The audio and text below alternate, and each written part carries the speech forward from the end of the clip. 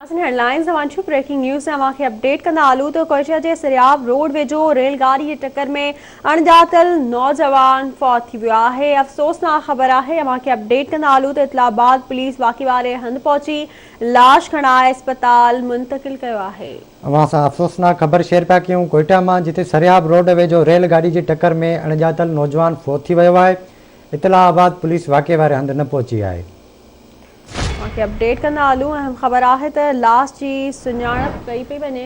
अहम ख़बर आहे, इन हवाले सां राब्तो कयो आहे आज़ाद बलोच सां। जी आज़ाद, कहिड़ा अपडेट्स आहिनि?